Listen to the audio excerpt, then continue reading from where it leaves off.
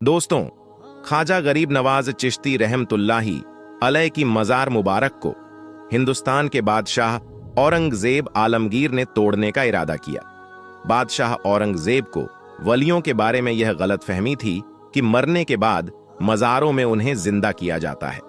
अपनी इसी वहम को दूर करने के लिए बादशाह औरंगजेब ने एक दिन गरीब नवाज की जियारत करने के लिए अजमेर शरीफ पहुंचे और जब अजमेर शरीफ पहुंचे तो अजमेर पहुंचकर औरंगजेब ने अपने काजी से कहा कि चलो मान लेता हूं कि गरीब नवाज अल्लाह के वली है, मगर मैं तभी मानूंगा जब मैं उनको सलाम पेश करूंगा और मुझे सलाम का जवाब मिलेगा।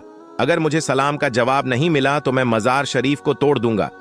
औरंगजेब आलमगीर जब मज़ार पर पहुंचे तो वहां पर उन्हें एक अदना सा शख्स बैठा हुआ दिखाई दिया। वो शख्स इंतजार कर रहा था।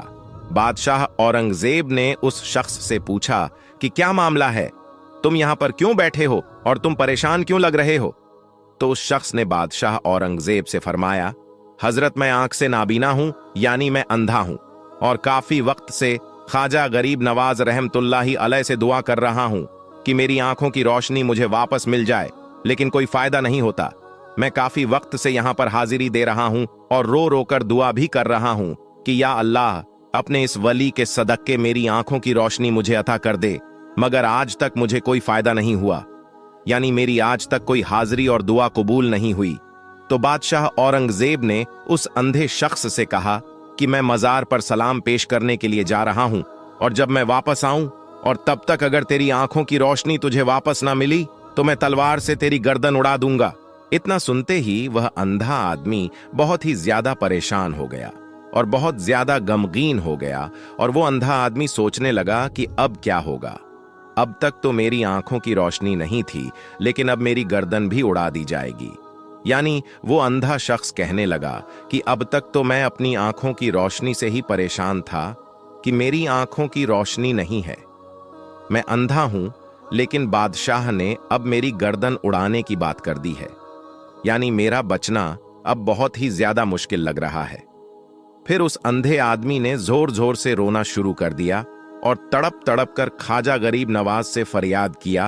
और जब बादशाह औरंगजेब ने ख्वाजा गरीब नवाज को सलाम पेश किया, यानी जब बादशाह औरंगजेब मज़ार के पास पहुंचे और मज़ार के पास जाकर उन्होंने सलाम किया, तो मज़ार में से कोई जवाब नहीं मिला।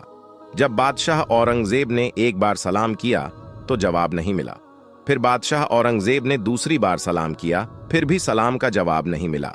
लेकिन जब तीसरी बार औरंगजेब ने अस्सलामु अलैकुम व रहमतुल्लाही बरकातु कहा, तो अंदर से आवाज आई कि वालेकुम सलाम व रहमतुल्लाही व बरकातु। और फिर मज़ार शरीफ से आवाज आती है कि ये बादशाह औरंगजेब, दोबारा ऐसी जिद न करना, क्योंकि तुम्हारी जिद की वजह से मैं इस अंधे की आंखों की रोशनी लेने अर्शे इलाही पर गया था, और इसी वजह से तुम्हारे सलाम के जवाब देने में देरी हो गई। सुभान अल्लाह। दोस्त